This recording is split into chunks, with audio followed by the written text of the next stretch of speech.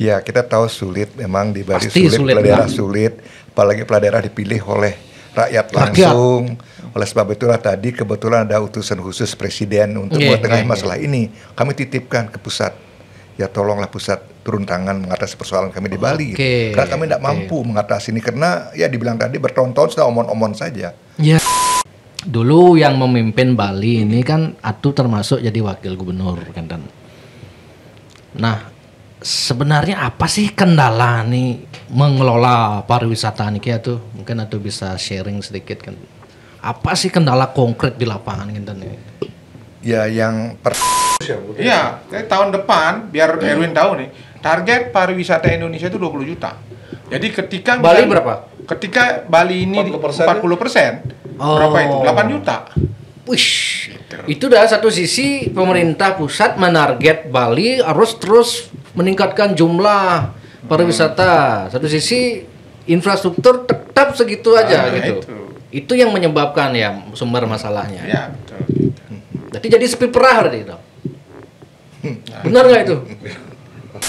Nah, GIPI sudah pernah menggelar acara debat mengundang paslon gubernur. Kemudian ada 3 debat yang sudah kita lalui. Kemudian melihat dari pergerakan dari 2 paslon ini, kira-kira yang mana nih akan? Ini pertanyaan berat. Mancing Erwin.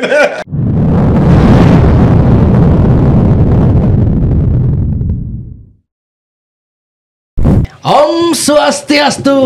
Om Swastiastu. Rahajeng rauh niki Adu Agung Bapak Jo Ace, Aji Gus Agung sarang Pak Putu Winastra niki bertiga pentolan pariwisata Bali niki. Niki kebetulan niki kan mau masa tenang atuh. Tiba-tiba ada berita mengejutkan genten. Bali tidak layak dikunjungi tahun 2025. Rilis dari Fodors, sebuah situs panduan perjalanan wisata Amerika Serikat. Nah, kemudian dampaknya terhadap Bali ini akan seperti apa kira-kira? Dan tadi yang dengar Atu dan Aji juga dengan Pak Putu juga mengikuti pertemuan yang dilaksanakan oleh staf khusus utusan presiden. Oke. Nah, itu khusus membahas niki juga kan tentunya. Ya. Nah, mungkin dari Atu Duagung demun Atu niki terkait berita niki gimana dari Atu selaku ketua PHRI Bali dan Badan Promosi Pariwisata Daerah Bali menyikapi ini dan apa langkah konkretnya ke depan kira-kira. Terima kasih Pak Erwin, Gus Agung, Pak Putu, teman-teman saya yang selalu bersama-sama menjaga Bali di sektor pariwisata khususnya. Memang kita dikagetkan di tengah-tengah penghargaan yang berapa kali kita terima atau Bali terima pasca COVID. Tiba-tiba ada berita yang mengagetkan kita dari situs Fodors yang terbit di Amerika yang tidak merekomendasi lagi Bali sebagai destinasi yang layak dikunjungi.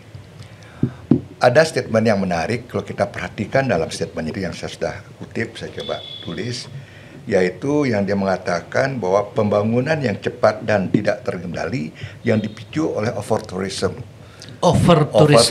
Jadi overtourism yang menyebabkan adanya rilis itu ya. Ya, akhirnya budaya alam terganggu di Bali, overtourismnya dipakai itu.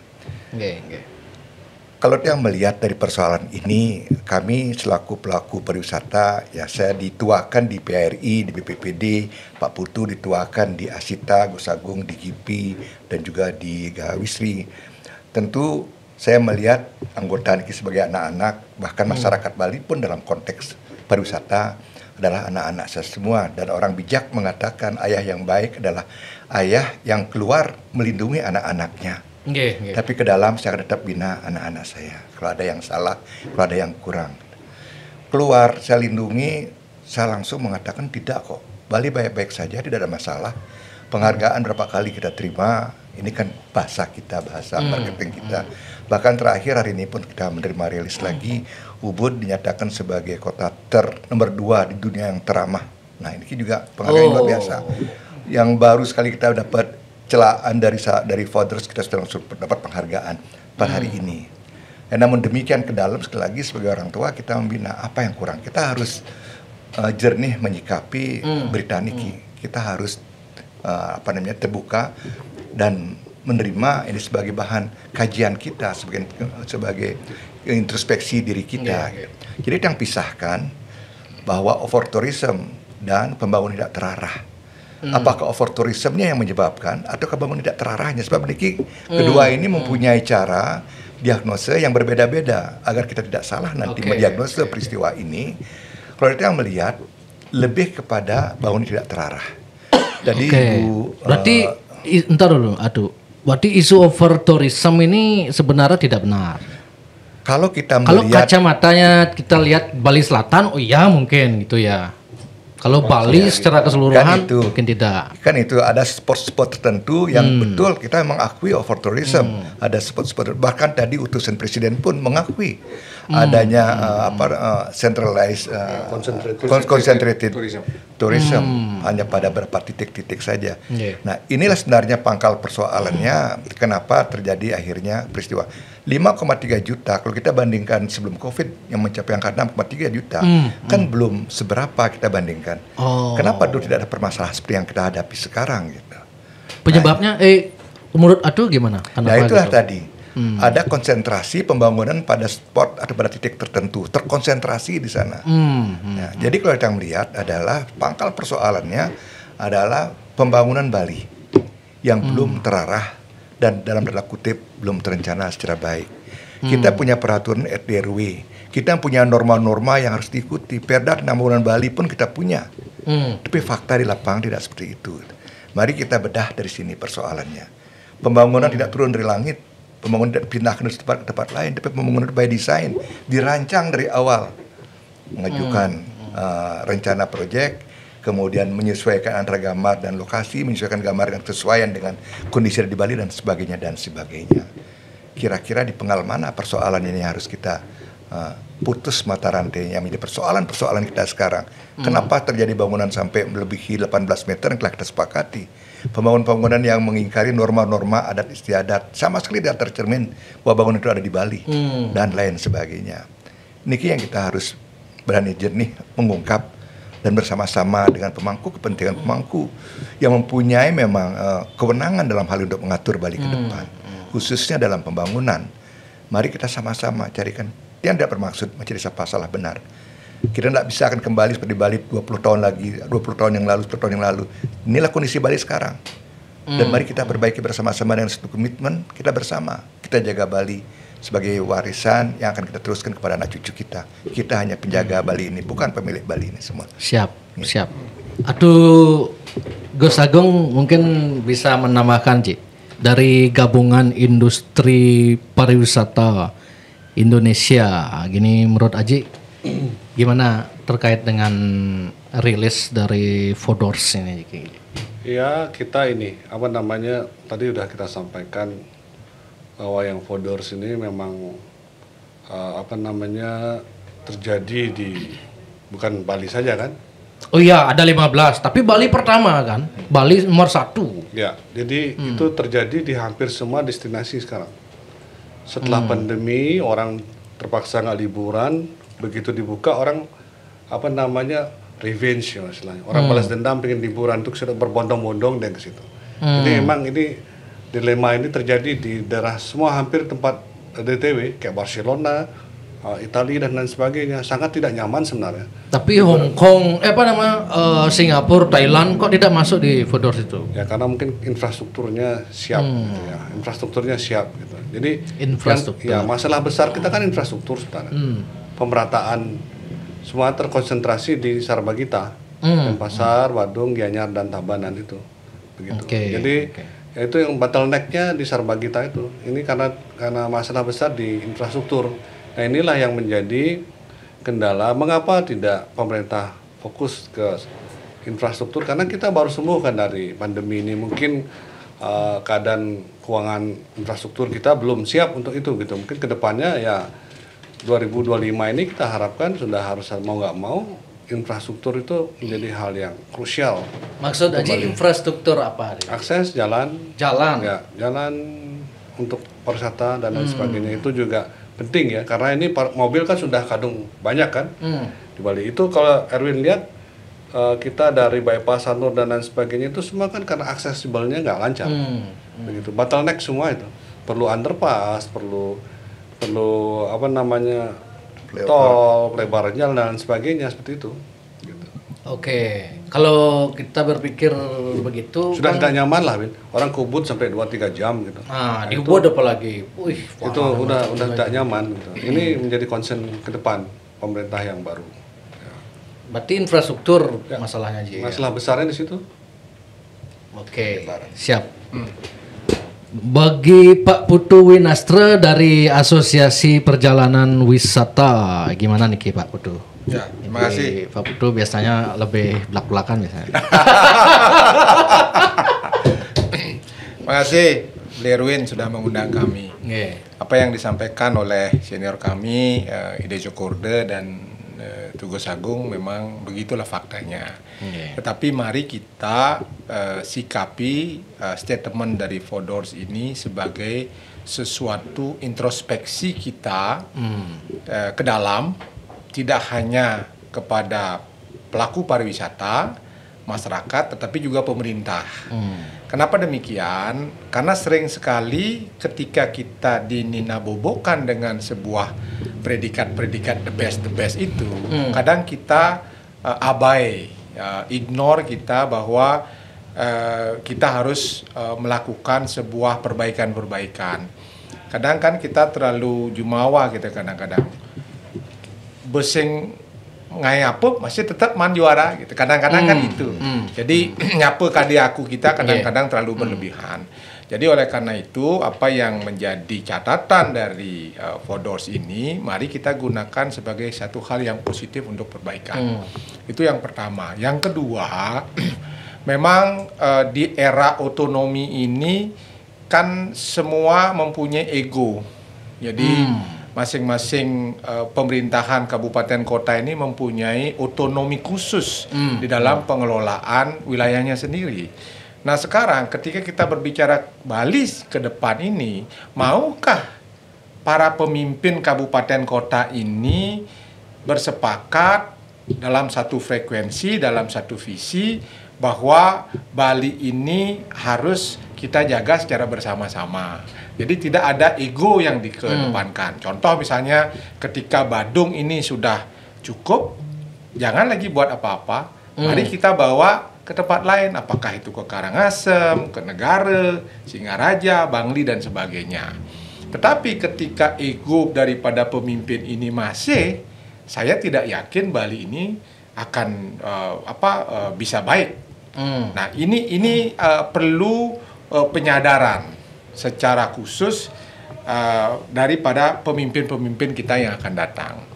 Kemudian yang kedua, selanjutnya adalah bagaimana pemerintah ini, seperti kami ini, di asosiasi ini, kan mengikuti sebuah aturan. GIPI dibentuk berdasarkan Undang-Undang Nomor 9 Tahun 2010. Nah, kami ada stakeholder di bawahnya. Nah, pemerintah perlu menguatkan kami sebagai sebuah wadah organisasi pariwisata. Sehingga apa? Sehingga pemerintah dengan mudah bisa mengkontrol industri-industri pariwisata yang ada di Bali. Kalau sekarang misalnya bagaimana kita Beli Erwin bisa mengkontrol orang asing punya industri atau punya usaha tidak masuk menjadi anggota asosiasi. Pemerintah akan sangat susah di dalam mengkontrol hal tersebut. Nah, kemudian ada orang asing bekerja, tempat kerjanya kita tidak tahu. Karena tidak masuk dalam asosiasi. Karena asosiasi ini mempunyai peran yang sangat penting di dalam ikut menata kelola pariwisata itu sendiri. Kalau ini tidak dikuatkan, saya tidak yakin pariwisata ini bisa kita tata dengan baik. Karena pelaku-pelaku inilah sebagai garda terdepan di dalam menata kelola ini. Kemudian di atasnya apa? Aturan, regulasi. Ketika regulasinya ini ada, kita melakukannya, dan law enforcement. Nah, law enforcement ini menjadi satu hal yang sangat penting. Ketika law enforcement ini lemah, aturan yang bagus pun tidak akan bisa berjalan dengan baik. Ini harus clear kita melihat hal tersebut.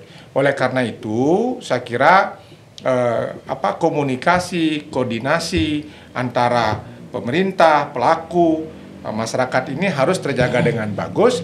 Terlebih sekarang kita harus bersama-sama bersepakat bahwa Bali ini harus di-manage dengan One Island, One Management yang digaung-gaungkan dari sekian tahun yang lalu sampai sekarang tidak bisa terwujud. Karena apa? Sebenarnya kan bukan kami yang bermasalah.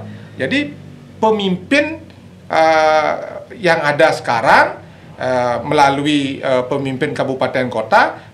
Kenapa bisa demikian? Karena undang-undangnya seperti itu. Nah, karena undang-undang ini menjadikan pemimpin kabupaten kota ini bisa melakukan apa saja karena adanya otonomi, maka harus dibuatlah sebuah gentle agreement antara seluruh pemimpin ini. Bisa nggak kita membuat Bali ini menjadi satu kesatuan? Jadi jangan ada ego gitu loh. Nah, itu saya kira penting untuk kita ke depan. Siap. Nah, ini kalau bicara rilis Fodors, ini kan kalau yang googling kemarin itu ternyata 2020 pun sama, Kenton. Bali masuk juga dirilis Fodors ini sebagai daerah yang tidak layak dikunjungi, Kenton. Nah, berarti kan ini bukan yang pertama Bali ini dimasukkan di sana, Kenton. Nah, kalau bicara juga secara objektif, netizen pun pasti akan bertanya, Atu. Dulu yang memimpin Bali ini kan Atu termasuk jadi wakil gubernur, Kenton. Nah, sebenarnya apa sih kendala nih mengelola pariwisata nih, Atu? Mungkin Atu bisa sharing sedikit kan. Apa sih kendala konkret di lapangan, Kenton? Ya, yang pertama sebagaimana Pak Putu tadi menyampaikan, komitmen dari kepala daerah, bupati dan wali kota.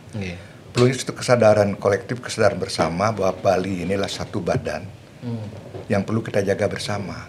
Sama tidak berarti bahwa apa yang ada di Badung harus juga ada di Gianyar, harus juga ada di Buleleng. Sama dalam hal ini keadilan, dalam hal ini kita harus melihat, kalau saya pakai istilahnya Yunani, antara potensi sama action itu memang harus sesuai. Nah, kalau potensinya memang bukan seperti apa yang ada di daerah Kuta atau daerah Seminyak, ya kembanglah sesuai dengan potensinya. Bahkan Bali pun sebenarnya tidak hanya melihat dari potensi secara geografi, kita juga kuatkan filosofi. Saya sering ngobrol sama teman-teman semua, andai kata bisa dilihat sebagai kesatuan wilayah Bali ini dan biarkan yang lain-lainnya tumbuh berkembang sesuai dengan karakter dan potensinya, dan kira penyebaran wisata di Bali akan jauh lebih bagus. Tadi kita sempat diskusi dengan Asita, kenapa tidak kembali ke sekretariat ke tempat memang aslinya dia. Cak ada di Bono misalnya, Legong ada di Peliatan. Dengan demikian teman-teman di Asita akan lebih lebih survive, berjuang, bersaing dengan era digital sekarang. Sebab yang tahu kan teman-teman di Bali yang tahu. Kemarin ada karya gede di Ubud, Agoda yang lainnya nggak tahu kemarin. Teman-teman di Asita kan tahu. Nah, kalau andai kata ini bisa, potensi masing-masing wilayah itu memang dikembangkan sesuai dengan potensinya, akan pergerakan wisatawan tidak akan terkonsentrasi di kawasan selatan saja, akan menyebar ke seluruh Bali. Kita ada 5.700 km persegi kalau kita bandingkan dengan Singapura yang hanya 1/6 kita, sedangkan wisatawannya 6 kali lipat daripada kita. Kenapa di sana bisa rapi, bisa teratur dan lain sebagainya gitu. Nah, ini kita perlu kesadaran bersama lah. Kesadaran bersama, kalau ada kabupaten yang rezekinya bagusan lebih baik, mari kita bantu kabupaten yang lain sehingga mereka juga merasakan manfaat dari pariwisata ini gitu. Maksud yang begini tuh, kendala paling utama dalam melakukan pemerataan dalam khususnya dalam konteks pariwisata di Bali ini apa misalnya? Anggaran kah misalnya, kenapa di Badung? Ya karena Badung duitnya banyak gitu. Kenapa kalau Bali Selatan, kenapa di pariwisata di Bali Timur, Bali Barat, Bali Utara ini tidak berkembang? Apakah faktor anggaran ini menjadi faktor utama atau faktor seperti Pak Putu tadi mengatakan otonomi daerah sehingga ini punya kepentingan sendiri, ini punya kepentingan sendiri, ego sendiri. Oh, saya tidak perlu bantuan sana karena beda politik gitu, atau mungkin bagaimana itu atau? Ya, yang pertama penguatan masing-masing simpul-simpul Niki. Di Bali ini kan tersebar. Kalau kita bicara sesungguhnya di sektor pendidikan, sebenarnya yang paling ideal tempat pendidikan itu kan di Bangli. Karena cuaca yang cukup dan tempatnya di tengah-tengah Pulau Bali. Nah, itu dulu waktu saya kuliah berapa kali saya mengadakan studi, di sana yang paling cocok sebenarnya untuk pendidikan. Untuk pendidikan. Kalau sentra pendidikan yang paling cocok di sana. Kalau kita bicara tentang pertanian, ya tentu kita tidak bisa lepas dari Tabanan. Kalau kita bicara tentang perikanan, itu ada di Jemberana. Budaya seni ada di Gianyar, ke timur ada spiritual. Simpul-simpul ini kita kuatkan dan kemudian kita sambung dengan aksesibilitas. Jadi atraksinya kita kuatkan, sambung kemudian dengan aksesibilitas. Yang terakhir nanti berketersediaan akan venue-venue. Kalau sudah ramai orang Karangasem pasti ada keinginan orang menjual, ngadep nasi dan lain sebagainya. Tinggal diarahkan saja apa yang cocok dijual di Karangasem, apa yang cocok dijual di Bangli dan lain sebagainya. Ini yang saya kira yang menjadi persoalan. Memang perlu waktu, perlu kesabaran. Di satu sisi para kepala daerah memang dipicu dengan undang-undang otonomi daerah. Keberhasilan selalu diukur dari peningkatan PAD dan menekan angka pengangguran. Kalau ini menjadi rujukan kita sebagai kepala daerah, saya pernah merasakan jadi kepala daerah, ini menjadi kebanggaan seorang kepala daerah. Maka apa jawabannya yang paling cepat bisa menyelesaikan persoalan itu? Investasi hotel sebanyak-banyaknya. Karena ini akan bisa meningkatkan PAD dan bisa menyelesaikan kerja sebanyak-banyaknya. Gitu. Nah, tapi ini kan bukan keputusan yang bijak kalau saya melihat Bali sebagai satu kesatuan wilayah. Gitu. Yang penasaran, apa sih sebenarnya, ada nggak misalnya data, misalnya apa sih yang dicari oleh wisatawan itu ke Bali? Apakah mereka lebih banyak nyari pantai atau nyari beach club atau memang nyari budaya atau memang nyari sawah atau apa itu kira-kira? Masih tertinggi masih budaya. Tertinggi masih budaya aja. Kalau kita klasifikasi 3, budaya, alam dan buatan, tertinggi budaya. Saya punya data. Yang kedua alam, yang terakhir buatan. Budaya ini kalau lebih detailnya apa itu? Misalnya apa? Ya, kalau budaya ini kita bicara budaya adalah nilai-nilai filsafat. Ini kan orang sudah pariwisata yang tingkat tinggi. Nah, empirisnya apa? Dia pengen menonton misalnya keca atau badai di Ubud atau misalnya itu wujud-wujud. Jadi gini, gimana?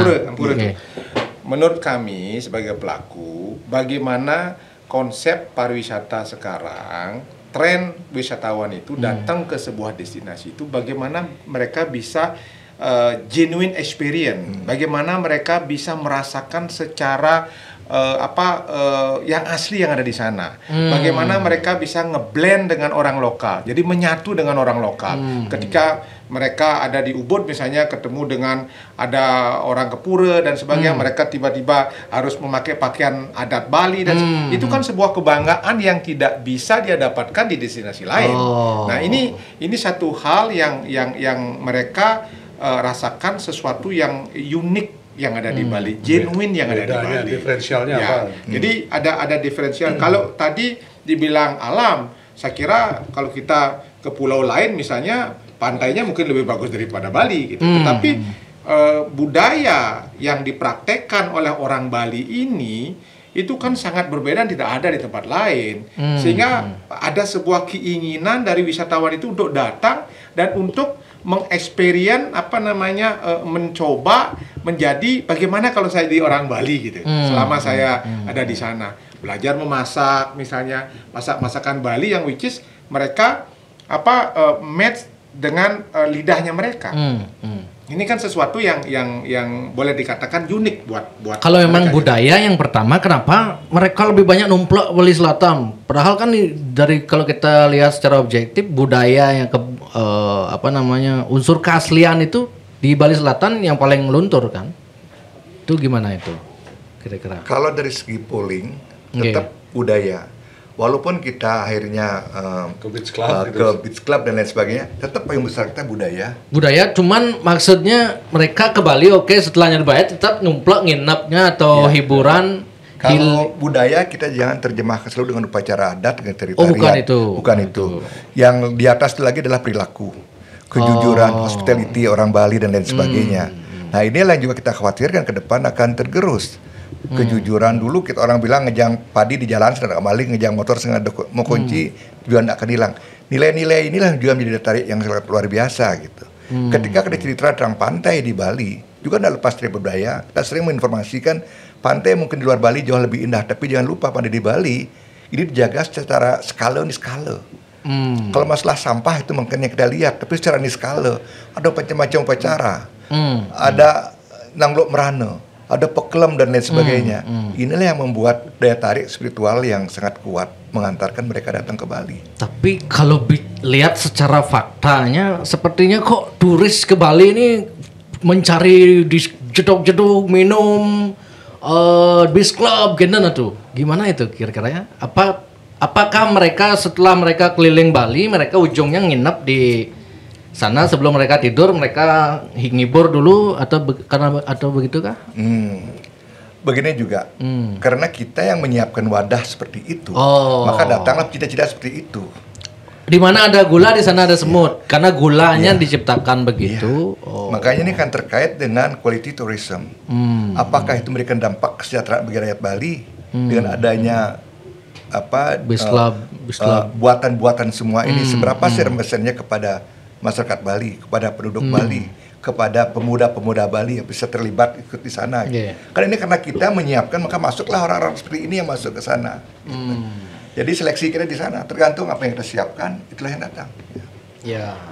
Kan itu juga tidak terlepas dari daerah wisata kan, pasti ada unsur begitu. Kita tidak mengatakan itu jelek, tapi buat yang proporsional. Ketika budaya menjadi jantung kita, ya perlakukanlah juga sebaik itu juga gitu. Jangan baru ini yang ramai terus semua numplak bikin seperti itu juga. Kita melupakan apa yang menjadi pokok-pokok yang menjadi daya tarik Bali.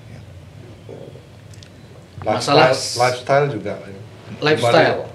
Kan slow life kan, di Bali itu karakter orang lebih santai gitu ya. Mungkin itu yang menjadi daya tarik orang untuk bukan hanya liburan ke Bali, tapi juga tinggal dan bekerja di Bali begitu.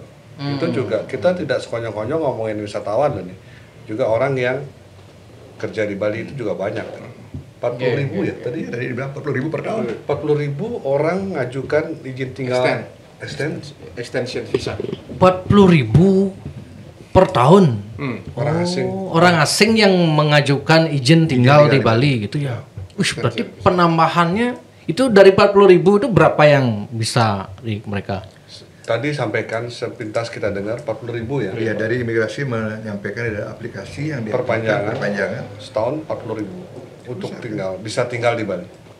Berarti setiap tahunnya ada penambahan 40.000 orang yang tinggal di Bali. Sebelumnya ini mungkin sudah keluar lagi, tapi ada yang masuk lagi dari rata-ratanya yang mengajukan 40.000. Izin itu berapa lama? Setahun berapa ya? Tergantung. Jadi kan ada golden visa itu kan ada yang 10 tahun juga. Berarti tidak bisa diartikan setiap tahun ada penambahan 40.000. Tidak. Ada yang out, ada yang masuk. Rata-rata pengurusan izin baru, pengurusan kayak SIM baru 40.000 gitu rata-rata. Oke. Win, tadi pertanyaannya kenapa sih Bali Selatan ini kok banyak sekali hotel-hotel, kan itu pertanyaan tadi ya? Enggak, artinya kenapa mereka itu ujung-ujungnya numplak di Bali Selatan gitu. Begini. Apakah kalau dibangun hotel dan iklim yang sama di Bali Utara, mereka juga mau ujung-ujungnya numplak di sana gitu? Kan begini, kita harus flashback dulu sekian tahun yang lalu. Dulu kan Badung Bali Selatan ini kan dipakai sebuah destinasi, sedangkan kabupaten lain itu sebagai supporter. Sudah yang kita bahas dulu kan itu awalnya. Tetapi ketika aturan pusat ini berubah menjadi otonomi, kan akhirnya kan kebijakan dari masing-masing wilayah itu kan berbeda-beda. Seperti yang Deco Kurde sampaikan, bagaimana kita bisa meningkatkan PAD dan sebagainya kan begitu. Nah, plus sekarang infrastruktur yang disampaikan oleh Tugus Agung adalah tidak memadai, konektivitasnya yang tidak memadai. Ini kan menambah kecenderungan untuk apa saya berinvestasi di utara, untuk apa saya berinvestasi di timur ataupun di barat ketika infrastrukturnya tidak memadai. Kan paling tidak harus di tempat yang memang aksesibilitas, kemudian dari sisi destination sudah dikenal, kan orang kan ngitungnya bisnis, prinsip ekonomi, dan itu yang terpenting. Nah, kemudian yang harus kita sepakati secara bersama-sama, seperti saya bilang tadi, ke depan mau nggak para pemimpin wilayah ini menyadari bahwa Bali inilah sebuah satu kesatuan, one island, one management, sehingga secara merata lah pembangunan pariwisata ini bisa digerakkan gitu.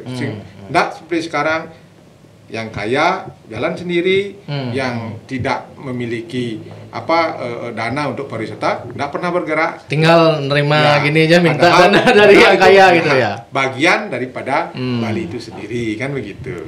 Apakah Tiam sempat berpikir begini, Atu dan Pak Putu dan Ajik, apakah karena faktor sistem kerja guide di Bali ini, kan kita tahu bersama lah ada sistem susuk gitu ya.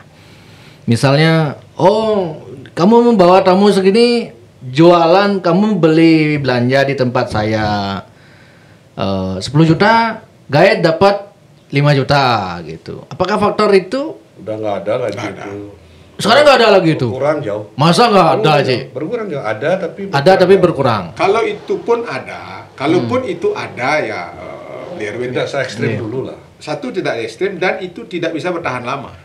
Jadi ketika kita menjual sebuah produk dengan jor-joran begitu, sampai kapan kita bisa bertahan? Nggak bisa.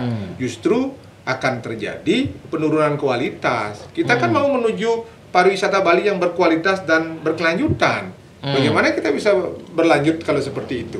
Kelas wisatawannya juga udah beda, Win, sekarang. Sebelumnya kan bisa diatur semua oleh guide. Sekarang online dia. Wisatawannya yang ngatur guide.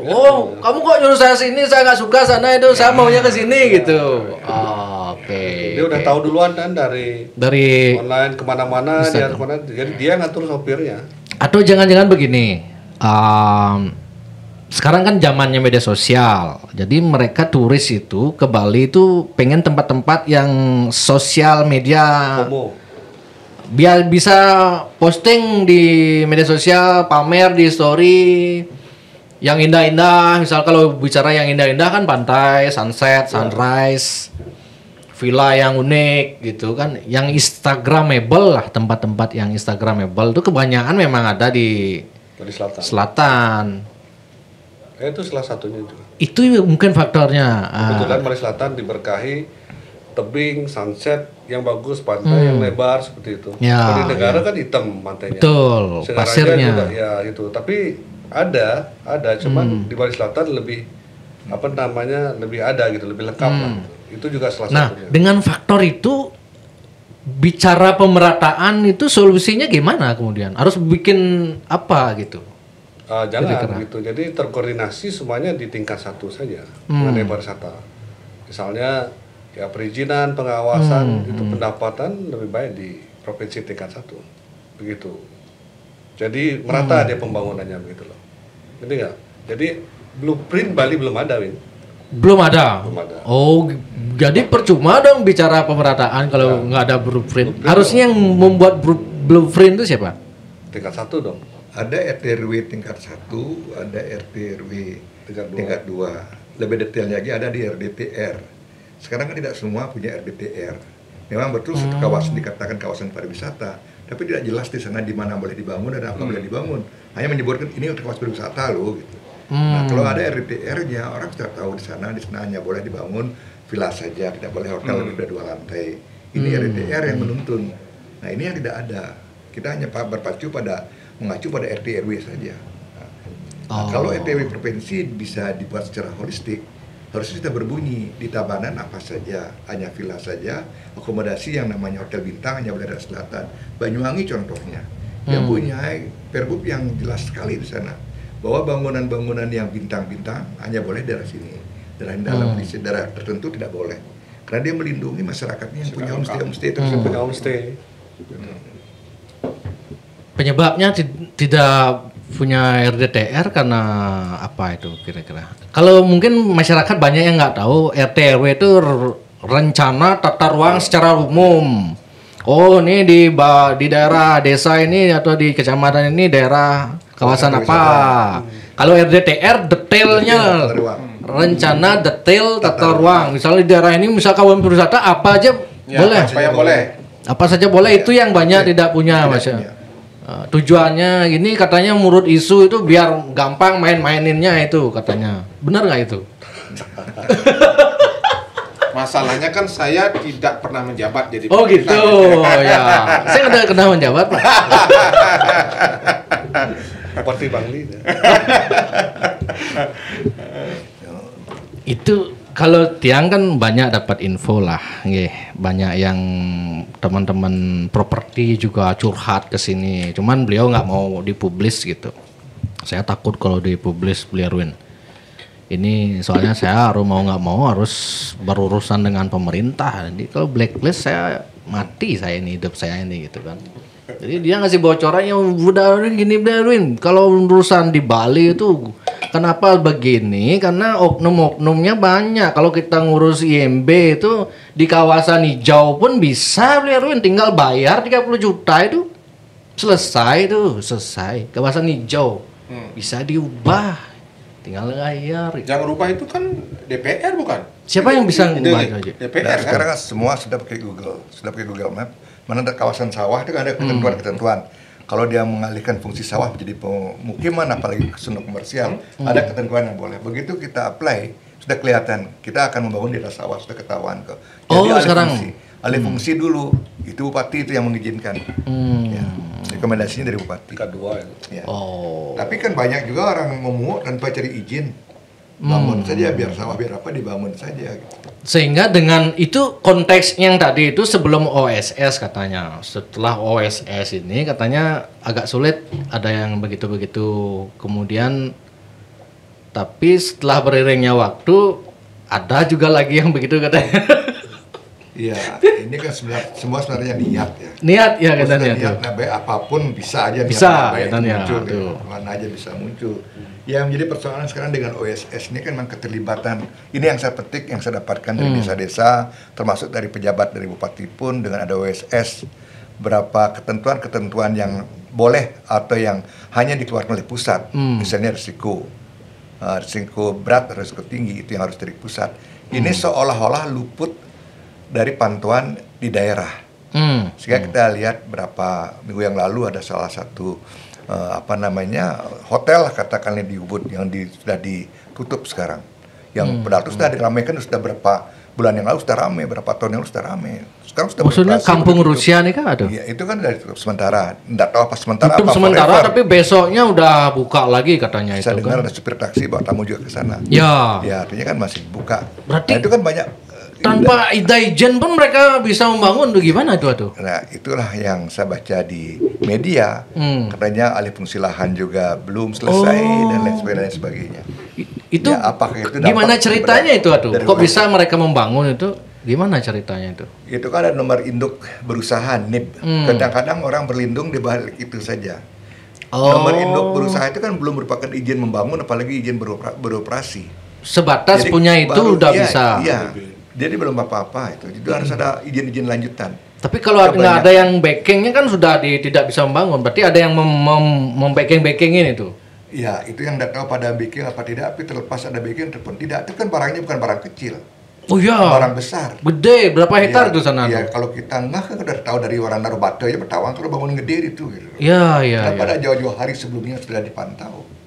Sampai sudah beroperasi sekian bulan, setidaknya tanyakanlah apa sudah punya izin apa tidak, kalau punya izin apa yang akan dibangun, apa sudah sesuai dengan lingkungan dan lain sebagainya, kan itu harusnya kronologis kalau kita mau menelusuri dari awal gitu. Udah beroperasi, udah besar-besaran. Udah beroperasi gitu, sekarang baru terungkap izinnya belum. Investor juga merasa kecewa karena mungkin dia diiming-imingi atau mungkin dijanjikan izin terlengkap semua dan lain sebagainya. Oke. Iklim investasi juga kurang bagus. Itu dah kompleksitasnya kan seperti itulah Kentan tuh ya. Jadi untuk menjadikan Bali lebih baik ini tantangannya cukup besar dan tidak butuh waktu yang tidak sebentar juga mungkin gitu ya. Ya, kita harus urai. Yang mendesak harus kita selesaikan. Yang mendesak ini apa? Yang paling dimasalahkan oleh Vodors dan lain ini kan macet sampah nih ya tuh. Kita sudah tahu salah satu tuduhan Vodors itu adalah bangunan yang tidak terarah. Tidak terarah. Ya, bahkan kita bilang sudah sporadis bangunan-bangunannya. Oleh sebab itu kami pelaku pariwisata sangat menyambut baik ketika ada moratorium. Mari kita semua berhenti deg-degan dulu kejap gitu loh. 2 tahun kita dikasus sampai 2026 ya Pak Putu ya. Gunakan 2 tahun ini kita mengadakan kajian yang lebih mendalam. Bali ini masih perlu berapa wisata. Andai kata seluruh Pulau Bali 5.700 km persegi kita anggap sebagai suatu panggung atau destinasi pariwisata. Berapa sih idealnya Bali menerima? Apa 10 juta, apa 8 juta? 8 juta ini bagaimana kita mendistribusi? Sekian juta ada di Bali Selatan, sekian juta di Bali Utara. Agar mau sekian juta ke Bali Utara, apa yang kita harus buat di Bali Utara biar mau dia ke sana? Kita tidak bisa juga hanya sekedar memerintahkan kamu ke sana ke Bali Utara kalau jalannya juga belum mapan. Kemudian objek yang dia lihat, masa hanya melihat desa wisata dia harus jauh-jauh 100 km. Harus ada pancingan-pancingan yang lebih kuat agar dia mau ke sana. Dan kebesaran jiwa juga kita di Bali Selatan. Ketika sudah seperti yang disampaikan tadi sudah over concentrated, sudah terpusat pembangunan di Bali Selatan dengan tidak melihat tanpa kajian, tanpa mengadakan studi carrying capacity. Kita sudah tahu daerah Seminyak itu sudah macet total, berhenti. Macet Canggu Seminyak. Harus sudah berani mengatakan stop di sana pembangunan. Sebelum kita bisa dibuatkan infrastruktur atau jalan alternatif, hentikan gitu. Tidak kita mau bunuh diri. Nah ini kita harus bijak dalam hal ini, harus berbesar hati, harus berani mengatakan cukup dulu sementara. Saya belum siap untuk bangun infrastruktur. Nanti kalau infrastruktur saya kembangkan, saya perlebar, silahkan kita tambah investasi lagi. Nah ini perlu kebesaran jiwa kita semua. Ini kalau wacana moratorium ini sejak saya masih jadi wartawan itu udah wacananya udah masif moratorium itu tuh. Jadi sejak 2015 itu sudah wacana moratorium, tapi kenapa tidak bisa gitu? Dulu kami teman-teman pariwisata sudah mengajukan pada zaman Pak Mangku Pastiko pun pada zaman Mangku Pastiko kan sudah ada itu. Dan Pak Mangku Pastiko pun tidak diam. Beliau menindaklanjuti usulan kita. Tapi waktu itu ada masalah hukum, masalah undang-undang di mana pembangunan pariwisata itu belum termasuk investasi negatif. Masih boleh dibangun. Jadi undang-undang sama kebijakan daerah tidak boleh bertentangan. Nah, sekarang setelah dilihat kenyataan seperti ini, maka adalah kebijakan khusus untuk Bali moratorium gitu. Padahal kalau kita melihat moratorium dengan kebijakan nasional sebenarnya kan bertentangan. Pemerintah pusat sedang mencari investasi sebanyak-banyaknya. Ini kebesaran jiwa dan kita harus pakai kesempatan ini sebaik-baiknya sekarang. 2 tahun tidak waktu lama ini untuk membuat kajian kemana Bali akan bawa ke depan ini. Tapi kan moratorium nggak di seluruh Bali kan? Ya, Sarbagita. Di luar pasar tadi itu. Oh iya. Berikan Singaraja, Bangli. Masih bisa. Sekarang gitu. Asam bisa. Yang dia heran di Ubud, padahal tidak ada pantai, sunset, sunrise, tidak ada gunung yang bisa dilihat, tidak. Budaya dong. Tapi tetap ya, gimana kenapa daerah lain nggak bisa seperti Ubud itu ya kira-kira ya itu yang dia heran.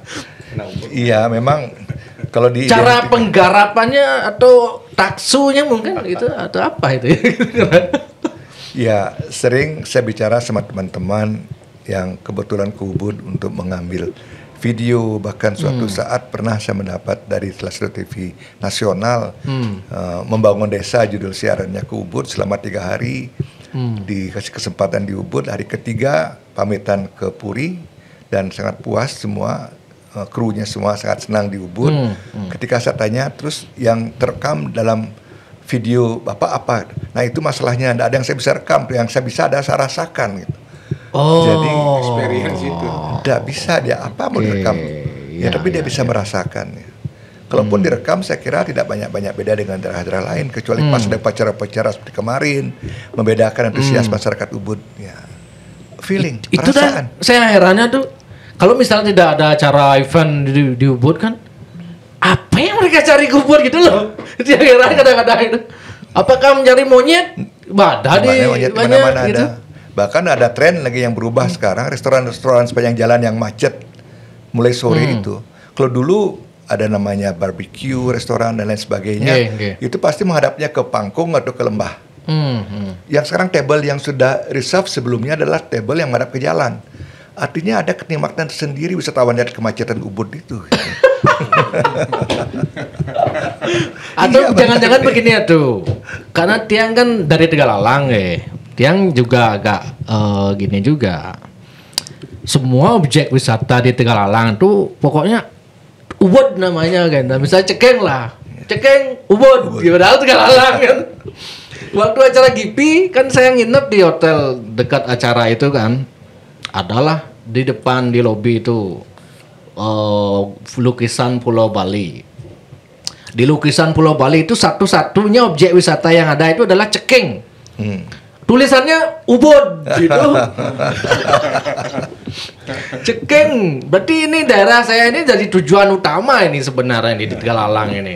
Tapi sekarang sudah banyak ditutupi sehingga dari orang melintas itu udah kecuali masuk ke sana beli gininya baru bisa melihat itu. Baru melihat. Dan itu kurang tertata juga itu. Iya. Emang kita sayangkan ya, Cekeng itu padahal itu emas luar biasa. Atau mungkin Ubud ini faktor efek dari adanya Cekeng ini atau gimana ini? Siapa yang tentu ya? Belum tentu yang nginep di Ubud 2 hari terus dia jalan-jalan ke Cekeng tidak. Belum tentu juga kan ya. Kekuatan kolektif, kekuatan bersama. Ada Cekeng, dulu ada Kokokan di Petulu. Ini kan memperkaya Ubud sebagai destinasi. Dulu kan. Itu juga satu objek wisata Kokokan tuh sangat tidak terorganisir. Bahkan nyaris berkurang Kokokannya sekarang. Gini kumuh nggak jelas itu gitu loh. Memang ada aktivitas masyarakat yang justru bertentangan sama habitat kokokan itu. Oh gitu. Sensor kayu di bawah itu kan ada kesan burung pasti udah tidak enak dengar suara sensor dan lain sebagainya. Gitu. Makanya harapan kami ya sebenarnya, terutama saya dari Asita ini kan yang mengantarkan atau mempackaging dari sebuah paket wisata itu ke destinasi-destinasi pariwisata itu. Harapan kita ke depan ada sebuah formula atau sebuah aturan yang dibuat oleh pemerintah baik provinsi berkoordinasi dengan kabupaten kota di mana atraksi wisata ataupun objek-objek wisata itu mempunyai standarisasi. Nah, standarisasi seperti tadi Erwin bilang kok akhirnya Petulu kok tidak terawat gitu kan. Padahal itu sebuah destinasi yang bagus kan. Nah, jadi perlu ada sebuah standarisasi dari objek-objek wisata yang ada sehingga ketika ada sesuatu di sana bisa dipertanggungjawabkan. Contoh misalnya kemarin ada permasalahan orang India tenggelam di Nusa Penida. Nah, jadi siapa yang bertanggung jawab di sana? Tidak ada yang bisa bertanggung jawab. Karena memang objek pariwisatanya sendiri terbangun sedemikian rupa. Jadi orang ramai ke sana karena viral dan sebagainya. Nah, dan kemudian mereka juga membayar donasi. Nah, ini kan tidak bagus juga. Sedangkan dari sisi security dan safety-nya tidak ada. Nah, inilah perlu ke depan dimanapun objek wisata itu wajib mendapatkan sertifikasi standarisasi dari pemerintah. Sehingga ketika tamu ini membayar sesuatu, dia akan mendapatkan juga pelayanan dari apa yang dia bayarkan dan hak yang mereka dapatkan. Misalnya kalau jatuh misalnya ada asuransi yang harus di-cover dan sebagainya. Nah, itulah harapan kita ke depan, ke pemerintah ke depan. Ya. Nah, kalau bicara rilis Vodors ini kan ini viral ini kan hampir banyak semua media lah membuat berita, media nasional, media lokal, media sosial. Tentunya ini sampai ke masyarakat dan pelaku wisata di bawah kan. Tentunya pasti mereka punya kekhawatiran karena judulnya 2025. Nah, menurut Aji, seberapa dampaknya ini akan tahun 2025 ini Bali ini akan gimana atas ada rilis ini, Ji? Kalau kita sih tetap optimis ya. Terbukti kan 2020 ada, 2021 gimana? Naik terus. Dari Bali dibuka ini nggak pernah turun, Win. nggak pernah turun, naik terus sampai sekarang turun sebentar karena low season ya. Setelah itu terus naik terus. Dari Bali dibuka setelah pandemi itu naik terus. Berarti oke lah, dampaknya mungkin tidak signifikan, cuman kan tetap kita tidak boleh juga terlalu jumawa. Tetap jadikan itu sebagai seperti yang tuh bilang tadi evaluasi dan Pak Putu ya bilang introspeksi diri ke dalam. Tapi kan dari dulu udah kita wacana-wacana begitu. Seperti hanya bahasa Pak Prabowo omon-omon aja gitu katanya. Cuman realitasnya konkretnya sepertinya sulit sekali nih gitu. Ya, kita tahu sulit memang di Bali. Pasti sulit, daerah sulit, apalagi kepala daerah dipilih oleh rakyat langsung. Oleh sebab itulah tadi kebetulan ada utusan khusus presiden untuk menengahi masalah ini. Kami titipkan ke pusat. Ya tolonglah pusat turun tangan mengatasi persoalan kami di Bali. Karena kami tidak mampu mengatasi ini karena ya dibilang tadi bertahun-tahun sudah omon-omon saja. Ya inilah saatnya dengan pemerintahan yang baru, tolong kami dibantu karena ini situasi yang sangat kritis bagi kami gitu. Walaupun segala cara kita pakai. Ya. Bicara kalau dia mendengar kata pemerataan itu sudah sangat klise dari dulu kan, dari pemerataan terus kita akan lakukan lebih baik itu kan klise-klise aja lah, pengulangannya dari dulu. Makanya konkretnya pemerintah pusat harus terlibat. Dan masalah krusial juga seperti yang kita sering bahas sama J. Gosagung. Di Bali kita ini orang daerah pariwisata tapi tidak punya wakil di pusat. Komisi 7 sekarang? Komisi 7. Punya nggak? Nggak ada. Aduh, nggak punya lagi. Nah, itu artinya apa? Komitmen dan ininya nggak ada. Siapa sih yang menentukan tuh? Oh, yang menentukan dia duduk di sana itu siapa? Ketua DPR kah atau dirinya sendiri? Oh, saya mau mengajukan diri di harapan komisi. Kita kemarin kan kita ada dengan di Komisi 7 sekarang kalau pariwisata. Sebagai partner kerjanya Kementerian Pariwisata. Gitu. Itu tidak ada. Sudah pasti berat, tidak gampang. Tidak ada yang bicarakan kita. Pasti tidak akan ada yang membicarakan kita di Senayan. Kenapa wakil kita di Bali nggak ada yang mau duduk di sana? Atau mereka sudah mau tapi tidak ditunjuk oleh begini? Kita kurang paham itu. Oh, mekanismenya. Siapa yang menentukan? Sebenarnya kan Bali hidup dari pariwisata, kalau perlu 2 orang Bali ada di situ kan gitu. Menurut saya ketum partainya yang menentukan bukan? Mengusulkan mungkin mengusulkan sesuai dengan potensi daripada anggota DPR yang lolos. Tapi mungkin ada mekanisme lain. Kalau ketum menentukan, saya yakin Bali sebagai destinasi pariwisata, saya yakin ketum sudah mengusulkan. Tapi ada mungkin mekanisme lain yang dipertimbangkan. Nah itu dah. Yang herannya kita kan udah bicarakan ini berkali-kali ya. Iya sudah. Setiap podcast juga saya sampaikan. Karena ini menurut dia penting gitu loh. Tetap tak terjadi lagi. Jadi perlu Erwin mengundang wakil-wakil rakyat kita. Oh iya. Itu tanyakan dulu. Ini ada nih Pak Nyoman Parto nih, terus saya undang nih. Nggak pernah mau beliau kesini nih, gimana nih Pak Nyoman Parto ini gimana? Nah ini. Ya paling tidak kan diundang. PDI diundang, Golkar diundang, Nasdem masa diundang. Masa dari di luar PDI terus Ben goreng, nah, kan ada Jak Balino, Ante Kim gitu. Nah, bukan. Sekarang ketika kita berbicara wakil rakyat kita di DPR RI, kan ada 4 partai yang ada di sana, ada PDI, ada Demokrat, ada Golkar, ada Nasdem. Undang mereka berempat misalnya di sini. Kenapa bisa begitu? Kan begitu. Tanyain dong. Tanyain. Benar. Saya nanti akan undang itu habis sini itu anggota DPR RI itu yang duduk-duduk di Senayan nih kau. Gimana nih? Anda kok nggak mau duduk di pariwisata ini gitu?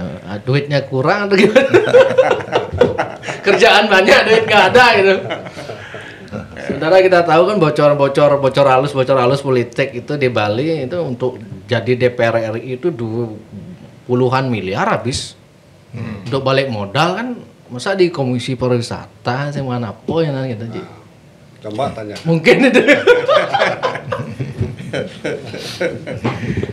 Aduh. Terus tadi kesimpulannya apa? Pertemuan tadi ini Ki. Ya kita menyampaikan persoalan sebagaimana kami sampaikan tadi itu persoalannya dan dicatat katanya yang datang utusan khusus ini adalah utusan yang paling dekat dengan Bapak Presiden. Sering diajak ngobrol, sering dengarkan masukan-masukannya ya. Astungkara mudah-mudahan apa yang kita ajukan tadi persoalan-persoalan kita, terutama persoalan yang tidak mampu atau tidak bisa diatasi oleh kepimpinan kita di Bali, oleh kepala daerah kita di Bali, mudah-mudahan Jakarta bisa menyelesaikan sebagaimana halnya moratorium. Sebenarnya moratorium itu kan tidak perlu pusat turun tangan. Kalau emang bupatinya bijak, bupatinya langsung menolak kan udah selesai urusan. Kalau kita merasa udah penuh nih daerah saya nggak mau lagi nerima, ada daerah lain aja kan usah moratorium juga bisa. Gitu. Kenapa jadi, harus dari pusat lebih banyak harus moratorium? Ya. Bisa nggak Bali ini kalau bilang Bali merdeka ini bahaya nih. Kalau Bali merdeka bahaya. Nah, kita cukup ini aja daerah destinasi khusus pariwisata, jadi otonominya. Jadi dikhususkan. Khusus, kayak daerah khusus ibu kota, daerah khusus pariwisata. Karena otonomi khusus. Iya, 40% pendapatan Bali itu dari pariwisata. Perlu perlakuan khusus, beda dengan ngurusin Jogja, Banyuwangi beda gitu loh. Karena mereka kan ada pertanian dan lain sebagainya. Kalau Bali full pariwisata. Jadi harus menyikapi ini harus kacamatanya harus beda begitu. Jadi harus seperti yang saya bilang tadi, perizinan, pengawasan, pendapatan konsentrasikan di tingkat 1. Jadi agendanya juga seperti itu. Dengan begitu baru bisa setidaknya lebih bisa lah gitu ya. Makanya tidak sendiri-sendiri gitu. Dengan sistem politik sekarang apakah bisa begitu? Ya komitmen aja sekarang. Tadinya kita island management itu kan idenya itu kan? Itu dari. Nah, GIPI sudah pernah menggelar acara debat mengundang paslon gubernur. Kemudian ada 3 debat yang sudah kita lalui. Kemudian melihat dari pergerakan dari 2 paslon ini, kira-kira yang mana nih akan? Ini pertanyaan berat. Mancing Edwin. Yang mana nih kira-kira yang bisa akan membawa Bali lebih baik ini? Apakah 01? Yang satu jalur One Komando dengan pusat presiden atau tetap dari Pak 02 yang diusung oleh PDIP. Ini saya paham sih ini pasti pertanyaan yang berat untuk dijawab karena mungkin Ajit atau Duageng Pak Putu juga punya kepentingan sendiri-sendiri kan. Cuman ya terserah lah gimana Atu dan Pak menjawab lah gitu. Yang cuman bertanya gitu aja gitu. Ya selalu kita jawab dengan guyonan ya Pak. Gimana? Kita pasti bilangnya sering ditanya kan setelah Pasti sering tanya ya. Sering tanya setelah kemarin gimana kira-kira update-nya kira-kira teman-teman peserta. Jadi ya kita bela yang menang lah nanti gitu. Karena mau nggak mau kita akan bekerja sama dengan yang menang. Kita siapapun kita bela yang menang lah nanti. Nanti kita tunggu aja lah gitu. Kalau pilihan kan pribadi kan. Pokoknya kita siapkan semua apa yang dibutuhkan nanti untuk membuat Bali ini pariwisatanya lebih kuat dan berkelas dunia itu aja sih. Ya. Tapi waktu acara GIPI aja kok gini fotonya aja. Sama keduanya. Keduanya gitu juga. Foto aja nggak kelihatan. Disinggung ya. Singgung. Ayo, dua. Oke. Gini belum tentu gini, gini belum tentu gini gitu ya. Victory kan. Oke. Gitu. Siap. Kalau Atu sendiri gimana tuh? Kan kedua calon itu sudah nangkil ke Puri. Nangkil. Dan ada yang nangkil. So, keduanya teman-teman keduanya. Tentu dalam hal ini apalagi kalau kita bicara asosiasi yang kami tangani besar-besar, GIPI besar sekali lagi dan lain sebagainya, tentu kami tidak bijak kalau kami mengatakan secara terbuka salah satu daripada kedua paslon itu karena kami yakin juga anggota kami pada pilihan yang berbeda dan punya sudut pandang yang berbeda juga. Ini kan tidak bijak kalau saya mengatakan. Betul. Terlebih ini sudah last minute nih. Tapi saya yakin semua sudah punya pilihan-pilihan dalam hati masing-masing sudah pasti. Siap tuh. Yang paham lah psikologis satu pasti tidak akan mau mengatakan lebih ke A atau B gitu lah. Ya, siap. Kalau Pak Putu gimana tuh? Pak Putu. Kami sudah bersepakat dengan Pak Ketua GIPI bahwa kami kita akan dukung yang menang. Dukung yang menang. Itu paling aman temannya. Mau nggak mau kan kerjanya harus sama dengan yang menang. Iya. Bagaimanapun juga kami akan menjadi partner pemerintah ke depannya kan begitu. Siap, benar-benar. Makanya kemarin waktu 2 orang pengusaha properti itu di sini nggak mau podcast, cuman tapi curhat gitu. Karena kalau podcast bahaya ini gitu. Nanti usaha saya dihajar semua ini gitu. Karena kan pemerintah ke depan siapapun yang memimpin kan membutuhkan kami ini. Betul, pasti, apa yang harus dilakukan, kemudian ke depan Bali ini perlu diajak diskusi terkait dengan pariwisata kan pasti kami ini juga. Kita ini 1,2 juta loh, Bin. Kalau 12 juta aja wisatawan domestik dan wisman di Bali selama setahun, 10%-nya kita anggap 1,2 juta loh currency kita. Nilai tukar kita, belum orang tuanya, belum anaknya, belum suami atau istrinya, besar loh kita. Ini harus benar-benar diperhatikan kita gitu, ke depannya. Ya. Gitu. Artinya ke depan, Win, secara implisit, kalau ada nanti tokoh pariwisata yang maju bisa menang gitu. Karena 1,2 juta ini pendukungnya. Oh iya. Cuman kita kan lagi fokus kerja aja. Fokus kerja saja kita. Benar. Bisakah Bali ini lebih baik tanpa dukungan pemerintah pusat kira-kira? Kalau fiskal Bali untuk infrastruktur ya, paling lebih berapa? 30 triliun paling nggak. Hitungannya sekarang cukup nggak gitu untuk infrastruktur. Fiskal Bali, itu Bali secara keseluruhan atau provinsi sama kabupaten kota. Paling-paling yang mandiri kan Badung. Ya, dan pasar Papua, Gianyar lebih sedikit. Kurang lebih 30 triliun. Hitungnya sekarang mampu nggak mandiri dengan. Menurut Aji? Saya belum pernah hitung, jadi kita nggak tahu kebutuhan kita di Bali ini sebenarnya. Oke. Kalau memang butuh ini pusat ya harus baik-baik dengan pusat seperti itu. Gitu. Kalau baik-baik dengan pusat, ya, tapi kalau beda partai? Ya, di mana itu? Ini harus benar-benar inilah bijak lah, pusat maupun daerahnya juga. Siap. Jangan dilihat ininya beda warnanya ke depannya. Makanya tadi saya sampaikan kepada utusan khusus Presiden, siapapun ibu nanti yang jadi gubernur, apakah pihak 1 atau 2, tolong infrastruktur tetap dijalankan. Saya tekankan itu. Jangan sampai tiba-tiba yang bukan yang itu menang, kita langsung ditelantarkan seperti itu infrastruktur. Padahal kalau itu tidak diambil, masalah besarnya kan di infrastruktur.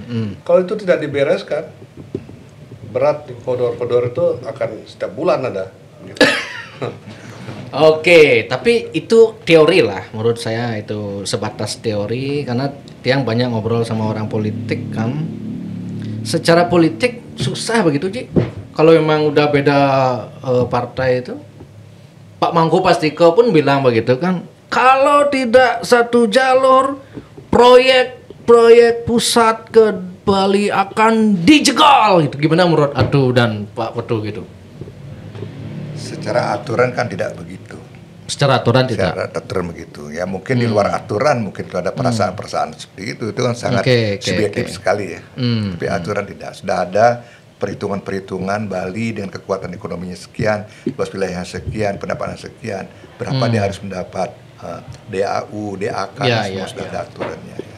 Sudah ada aturannya. Sudah aturannya. Ya. Oke, berarti meskipun beda jalur pun sebenarnya tidak sulit-sulit amat. Gitu. Meskipun tidak sulit-sulit amat. Minimal kebutuhan minimal terpenuhi. Oke. Kebutuhan minimal. Di luar itu ada kebutuhan yang di atas minimal. Ya. Ini mungkin yang perlu relasi. Tapi relasi itu penting. Gitu. Secara kebijakan kan kebijakan politik lebih banyak kan biasanya. Yang bukan membela siapa nih, karena realitas politiknya begitu soalnya kan. Realitas politiknya begitu. Mungkin Pak Putu gimana Pak Putu? Ini kalau ini masa pengusaha aja ngomong politik memang agak susah ini. Susah karena itu kan politik. Tapi kalau saya berbicara kan lebih ke bisnis ya. Lebih ke bisnis artinya bahwa selama melihat Bali ini ada sebuah kepentingan besar dalam bidang pariwisata dan Bali ini merupakan jendelanya pariwisata Indonesia, saya kira kita harus melihat tidak dalam pandangan yang sempit lah gitu ya. Jadi kalau semua dipolitisasi seperti itu kan Bali ini kan menjadi kerdil. Ya. Jadi oleh karena itu kita harus bersama-sama melihat Bali ini secara secara luas, bahwa Bali ini mendatangkan devisa dari pariwisata itu sekian banyak. Jadi kita harus siapapun harus melihat bahwa Bali ini harus baik dan dijaga. Pariwisata ini baik budayanya, kemudian tata kelolanya, kualitasnya kan seperti itu. Tadi clear disampaikan oleh utusan khusus Presiden bahwa Bali ini menjadi jendela pariwisata Indonesia dan dilihat oleh dunia. Jadi kalau misalkan Bali ini hancur, maka secara otomatis Indonesia juga akan terimbas. Oleh karena itu ini perlu dijaga. Jadi bukan saya. Artinya menurut Pak Putu kurangilah kepentingan politik dalam mengembangkan Bali ini. Ya, jadi jangan dibawa pariwisata ini akhirnya menjadi kambing hitam gitu ya. Padahal kan kalau kita berbicara sejujurnya, pariwisata ini kan berjalan di Bali juga. Dan yang terjadi sekarang ini kan akibat dari hilirisasi dari aturan-aturan yang lain. Contoh misalnya, ketika kita berbicara kemacetan, yang buat aturan siapa? Perhubungan yang punya aturan, kan gitu idenya. Jadi kan semua harus ada ininya. Ketika kita berbicara Bali ini rusak alamnya, aturan dari Kementerian Lingkungan Hidup dan sebagainya. Pariwisata ini kan sebagai kemasannya. Jadi oleh karena itu harus ada sinkronisasi antara satu institusi dengan institusi lain sehingga ini berjalan secara harmoni gitu. Nah, jadi kadang-kadang sekarang pariwisata begini-begini, tapi aturannya kan pariwisata. Ada nggak aturan yang khusus tentang pariwisata bahwa tidak boleh membangun ini? Itu kan aturan dari kementerian yang lain. Nah, inilah yang perlu ada sebuah kesadaran. Karena setiap kementerian yang saya tahu ada KPI-nya itu, Jadi semua, kalau you bisa begini berarti KPI-nya meningkat. Kalau enggak berarti turun. Nah, ketika ada ego ini akan menyebabkan ketimpangan akhirnya, permasalahan gitu. Jadi ini harus diharmonisasi. Karena pemerintah itu tujuannya apa? Untuk mensejahterakan masyarakat. Jadi inilah yang perlu ada sinkronisasi satu dengan lain. Jangan terlalu kita Kementerian Pariwisata KPI-nya sebanyak-banyaknya. Iya, gitu. Jumlah wisatawan, targetnya naik terus ya. Iya, tahun depan biar Erwin tahu nih, target pariwisata Indonesia itu 20 juta. Jadi ketika Bali berapa? Ketika Bali ini 40%, berapa itu? 8 juta. Wish, itu dah satu sisi pemerintah pusat menarget Bali harus terus meningkatkan jumlah pariwisata. Satu sisi infrastruktur tetap segitu aja gitu. Itu yang menyebabkan ya sumber masalahnya. Ya, betul. Jadi sepi perah berarti itu. Benar nggak itu? Silahkan lah, Erwin memikirkan itu, membahasakan itu. Saya nggak suka ruwet-ruwet soalnya yang to the point aja gitu. Ya, artinya kita harus duduk bersama menetapkan itu berapa sebenarnya yang ideal kan seperti itu. Oke, Haji, Atu dan Pak Putu, mungkin ada yang disampaikan lagi terkait dengan rilis Vodors ini, atau mungkin apapun itu sebelum kita tutup, mungkin ada aja. Silakan. Ya, mungkin dari saya tetap ini ya optimis ya, karena kita lihat memang setelah pandemi ini kita recovery-nya lumayan cepat. Kita kan prediksi 2025 kan, ini ternyata lebih cepat, pertumbuhan rebound-nya cepat. Jadi dan anggaran pemerintah juga COVID ini terambil semua kan. Jadi banyak mungkin hal-hal yang belum bisa terbaiki. Menurut saya hal yang wajar sih. Ini terjadi di semua tempat kok. Jadi kita kemarin juga ke Jepang dan sebagainya, mereka tidak teratur juga masih. Tapi Singapura kan bisa dia ngelola bagus. Ya mungkin fiskalnya kuat, bagus gitu loh. Jadi kita mungkin terpakai ke situ banyak gitu loh. Jadi manajemennya juga bagus kan. Manajemennya bagus, perencanaannya bagus, perencanaannya dia bagus, fiskalnya dia kuat dan lain sebagainya. Good governance-nya juga. Good governance. Jadi Ya ini kedepannya Bali, kalau kita mau ngomongin Bali, yaitu yang pertama itu adalah menurut saya itu peningkatan keamanan dan kenyamanan dari pesawatnya datang dari airport, jalanan tidak macet dan lain sebagainya. Terus kedua, kita promote Bali sebagai tempat sustainable. Jadi tempat-tempat yang benar-benar green dan lain sebagainya. Kita nggak promosikan Bali sebagai daerah untuk party dan lain sebagainya. Terus ketiga, kita harus promote Bali sebagai yang ketiga itu adalah yang paling penting itu adalah pemerataan itu tadi. Di mana masalah besarnya di infrastruktur, ya. Jadi ada 3 hal yang mungkin dalam 5 tahun ini gubernur yang baru ini yang harus difokuskan itu tadi, ya. Siap. Atau ada tuh lagi yang ingin sampaikan. Iya, tentang pemberitaan folders, saya kira mari kita semua pihak, masyarakat, pemerintah dan pelaku usaha juga menyikapi secara jernih persoalan ini. Walaupun telah pernah kita mengalami hal yang sama juga di folders tahun 2020 dan tidak ngefek ke tahun 2021, tapi hendaknya kita jangan juga jemaah, jangan kita terlalu percaya diri. Atau juga nanti juga baik-baiknya semua gitu.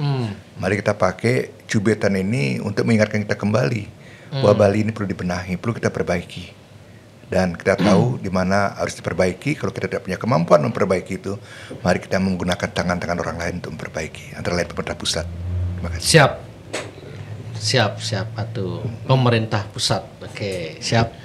Kalau saya dari sisi Asita ya, dengan adanya pemberitaan ini, maka tentu kami sebagai pelaku yang mengemas produk pariwisata ini bisa membuat sesuatu yang baru.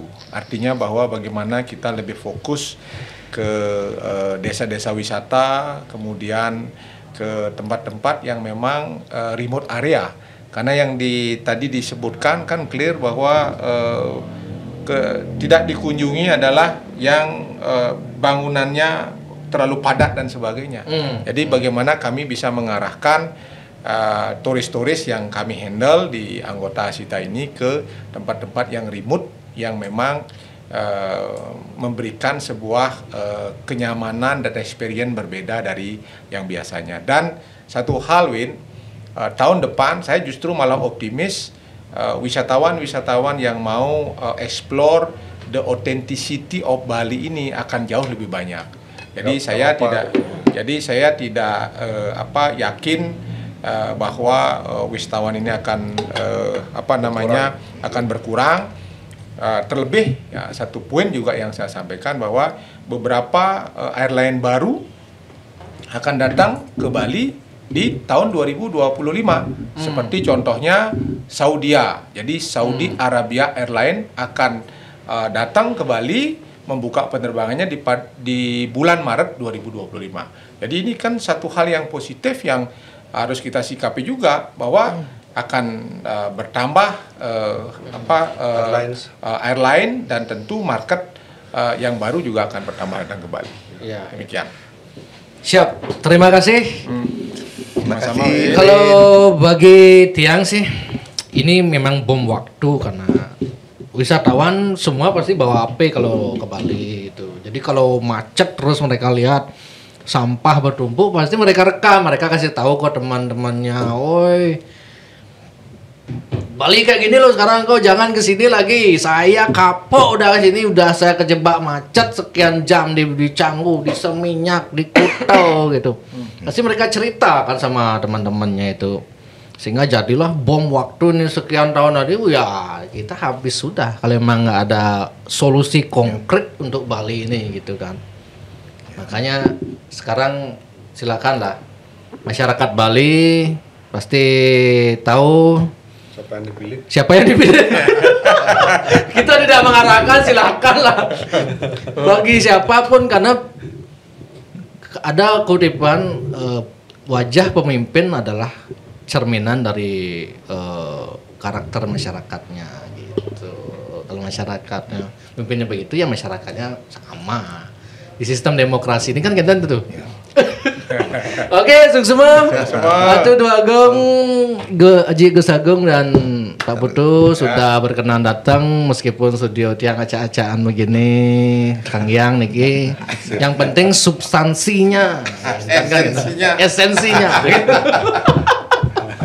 Sung semua, penting viral. sung semua niki, kita tutup. Om Santi.